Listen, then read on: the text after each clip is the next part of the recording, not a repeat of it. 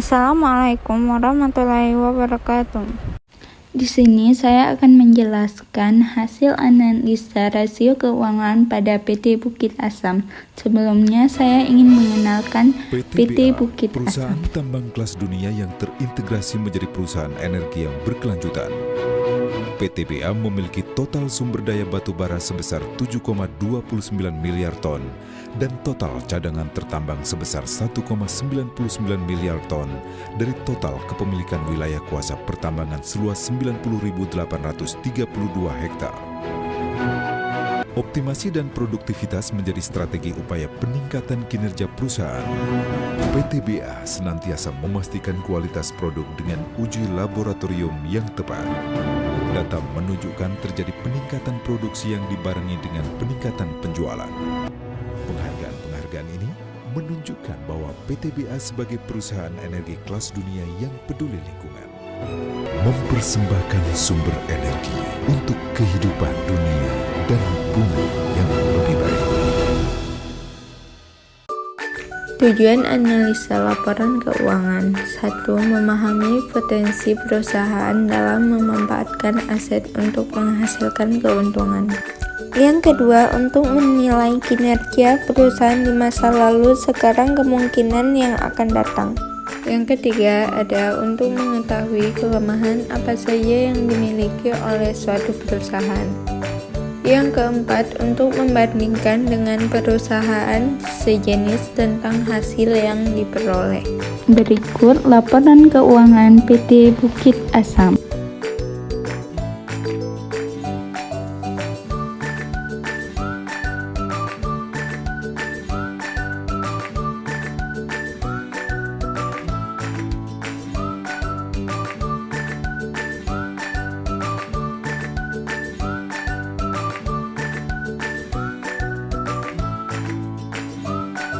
Analisa rasio ada 4. Yang pertama ada rasio likuiditas, yang kedua ada rasio solvabilitas, yang ketiga ada rasio aktivitas, yang keempat ada rasio profitabilitas dan rentabilitas.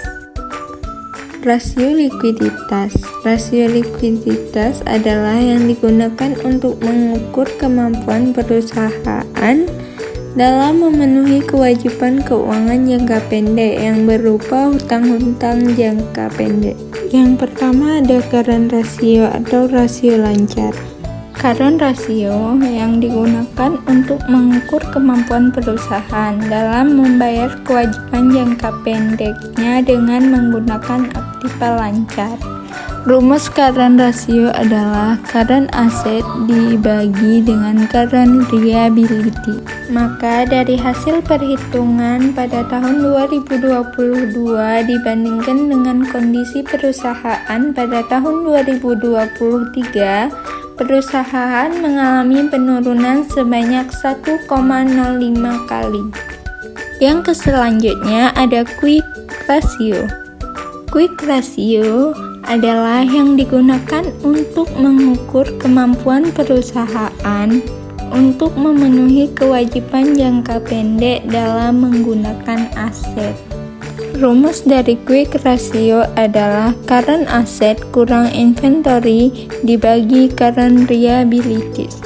Maka dari hasil perhitungan pada tahun 2022 dibandingkan dengan kondisi perusahaan pada tahun 2023, perusahaan mengalami penurunan 9,57 kali. Selanjutnya ada cash ratio. Cash ratio adalah yang digunakan untuk membandingkan total kas perusahaan dengan kewajiban. Rumus dari cash ratio adalah cash or equivalent kurang current liability. Maka dari hasil perhitungan pada tahun 2022 dibandingkan dengan kondisi perusahaan pada tahun 2023, perusahaan mengalami penurunan 0,25 kali. Selanjutnya ada working capital to total asset ratio. Working capital merupakan salah satu alat ukur dari likuiditas. Rasio ini menunjukkan modal kerja bersih, berarti selisih antara aset lancar dan hutang lancar. Rasio negatif yang besar ini mengindikasikan bahwa perusahaan mungkin kesulitan dalam menjaga likuiditas dan solvabilitas yang dapat memengaruhi keberlangsungan operasional jika tidak segera diperbaiki. Yang kedua ada rasio solvabilitas. Rasio yang digunakan untuk mengukur kemampuan perusahaan untuk memenuhi seluruh kewajiban baik jangka pendek maupun jangka panjang. Yang pertama ada total debt to equity ratio atau rasio hutang terhadap ekuitas. Adalah merupakan perbandingan antara hutang dan ekuitas dalam pendanaan perusahaan dan menunjukkan kemampuan modal sendiri perusahaan untuk memenuhi seluruh kewajibannya.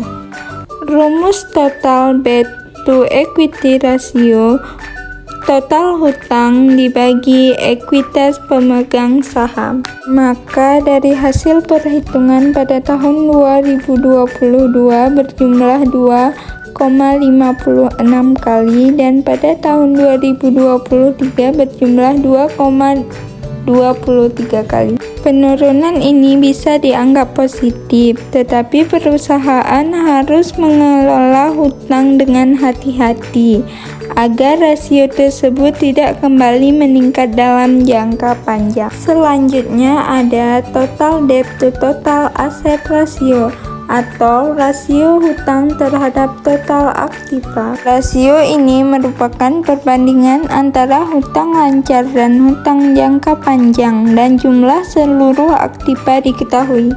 Rumus total debt to asset ratio adalah total hutang dibagi total aktiva. Maka dari hasil perhitungan pada tahun 2022 dan 2023 menghasilkan penurunan. Meskipun ada penurunan, rasio utang terhadap ekuitas masih tinggi dan perusahaan perlu tetap menjaga keseimbangan yang sehat antara utang dan ekuitas untuk mengurangi risiko keuangan di masa depan. Selanjutnya ada long-term debt to equity ratio. Kecilnya penggunaan utang jangka panjang dibanding dengan modal sendiri. Rumus dari long-term debt to equity ratio: hutang jangka panjang bagi modal rasio dikali 100%. Dari hasil perhitungan pada tahun 2022 berjumlah 4,74% dan pada tahun 2023 berjumlah 6,27%. Meskipun terjadi peningkatan, rasio ini masih dalam tingkat yang dapat dianggap aman bagi kesehatan keuangan jangka panjang. Yang selanjutnya ada tangible asset debt compression. Adalah rasio yang digunakan untuk menilai kemampuan perusahaan dalam membayar utang jangka panjang dengan menggunakan aset tetap berwujud yang dimilikinya.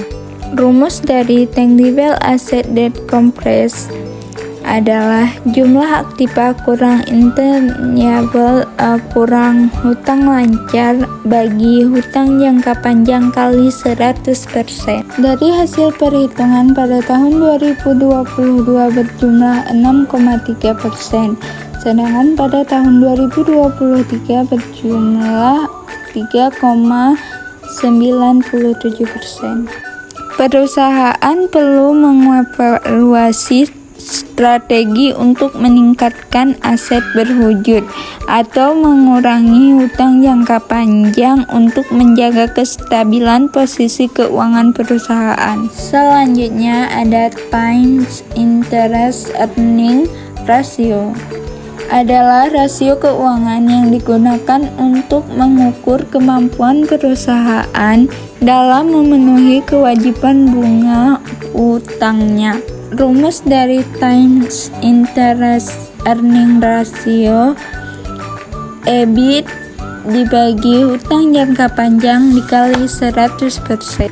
Dari hasil perhitungan pada tahun 2022 berjumlah 2,82%. Pada tahun 2023 berjumlah 1,26%.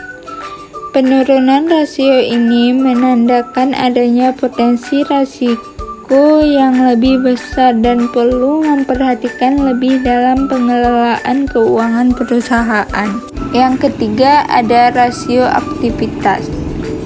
Rasio yang digunakan untuk mengukur tingkat efektivitas penggunaan aktiva atau kekayaan perusahaan, dibiayai dengan hutang atau dibiayai oleh pihak luar. Pihak luar di sini bisa berupa investor atau bank. Yang pertama ada total asset turnover. Adalah yang digunakan untuk mengukur efisiensi perusahaan dalam menghasilkan penjualan berdasarkan total aset yang dimiliki. Selanjutnya ada reliable turnover atau disebut dengan perputaran piutang. Adalah ukuran yang menunjukkan seberapa efektif perusahaan dalam mengelola dan menagih piutang dari penjualan kredit. Rumus dari reliable turnover: penjualan kredit dibagi piutang rata-rata dikali 100%. Dari hasil perhitungan pada tahun 2022 berjumlah 21,58%. Pada tahun 2023 berjumlah 18,61%. Penurunan rasio ini perlu meninjau kembali kebijakan kredit dan proses penagihan untuk menghindari peningkatan rasio piutang yang tidak tertagih. Selanjutnya ada average collection period. Adalah ukuran yang menunjukkan rata-rata waktu yang dibutuhkan perusahaan untuk mengumpulkan pembayaran dari pelanggan setelah penjualan kredit dilakukan. Rumusnya adalah piutang rata-rata dikali 360 dibagi penjualan kredit. Dari hasil perhitungan pada tahun 2022 berjumlah 6,28 dan pada tahun 2023 berjumlah 7,52. Pada tahun 2023 nilai meningkat menjadi 7,52 hari. Ini berarti perusahaan membutuhkan waktu lebih lama untuk mengumpulkan piutang dibandingkan dengan pada tahun 2022, yaitu sekitar 1,24 hari lebih lamanya. Selanjutnya ada inventory turnover atau perputaran persediaan. Adalah ukuran yang menunjukkan seberapa efisien perusahaan dalam mengelola persediaan barang. Rumus inventory turnover: harga pokok penjualan dibagi inventory rata-rata.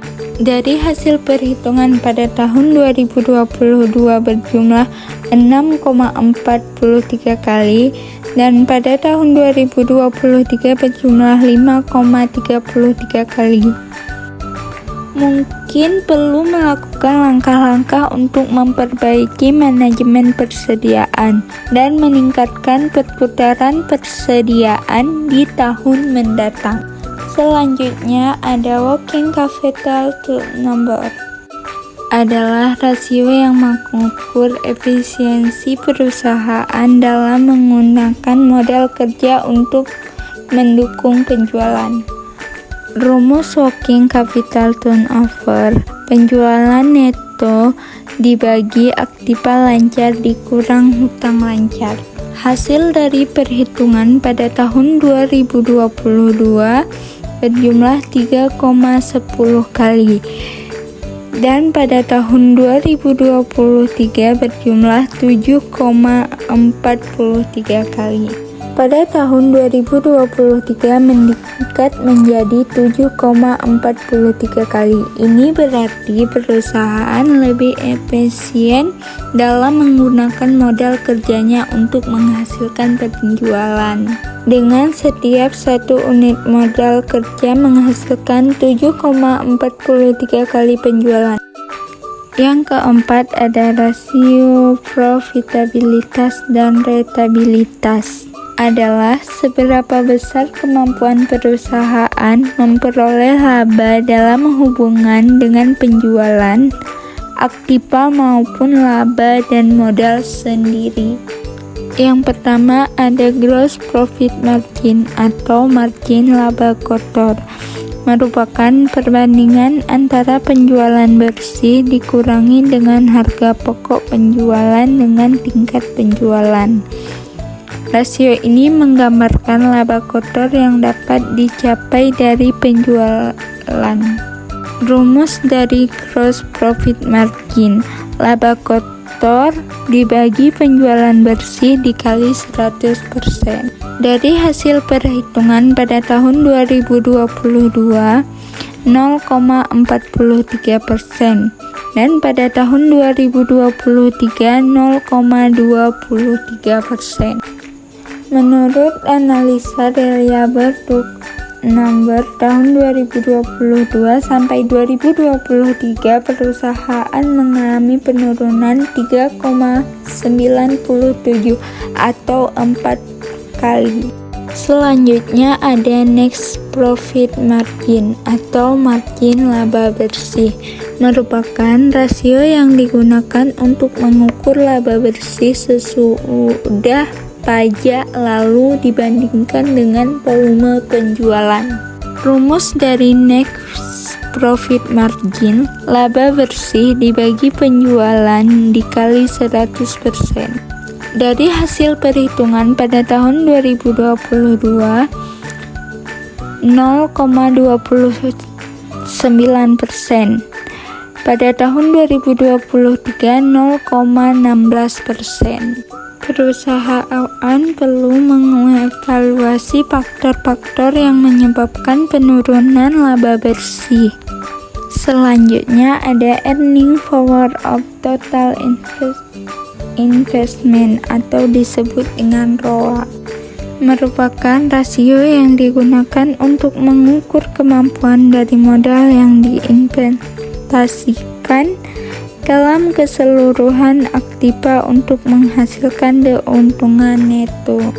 Rumus dari earning power of total investment: laba sebelum bunga dan pajak dibagi total aktiva dikali 100%. Menurut hasil perhitungan pada tahun 2022 berjumlah 9,17%. Tahun 2023 berjumlah 0,21%. Pada tahun 2023 rasio hanya 0,21% yang menunjukkan penurunan drastis dalam profitabilitas perusahaan dalam mengelola asetnya untuk menghasilkan laba.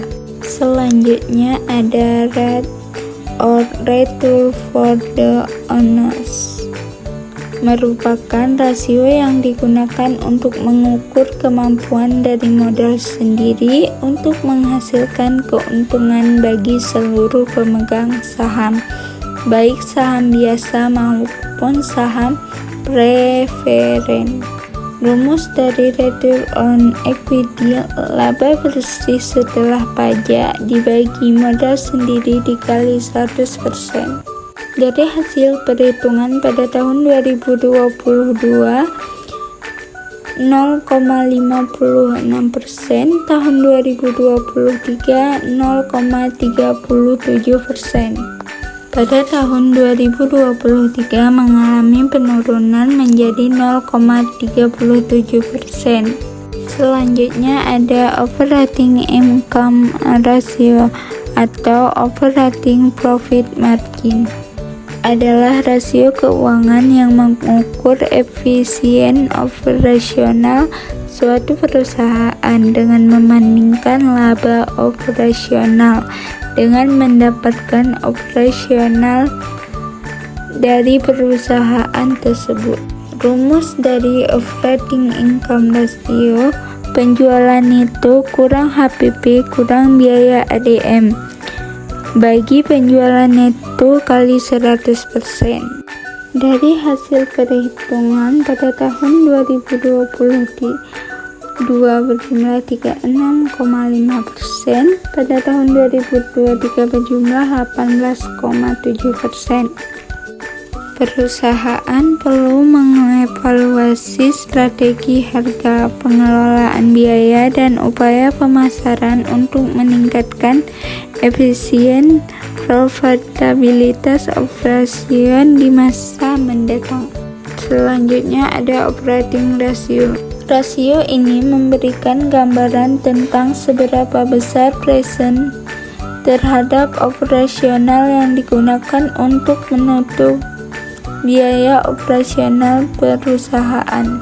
Rumus dari operating ratio: total biaya operasional dibagi total pendapatan dikali 100%.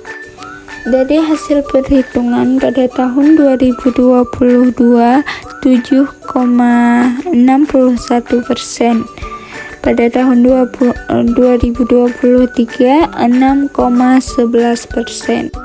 Secara keseluruhan dari tahun 2022 ke tahun 2023 adalah indikasi positif bagi efisien operasional perusahaan. Ini menunjukkan bahwa perusahaan mampu menurunkan biaya operasionalnya secara lebih baik meskipun menghadapi penurunan dan pendapatan. Jadi, dari hasil analisa rasio menurut saya untuk tahun 2022 dan tahun 2023 pada PT Bukit Asam mengalami penurunan. Meskipun adanya penurunan tersebut, dapat dikatakan PT Bukit Asam ini tetap dalam kondisi keadaan yang baik. Sekian analisa keuangan dari PT Bukit Asam. Lebih dan kurang saya mohon maaf. Assalamualaikum warahmatullahi wabarakatuh. Thank you for watching.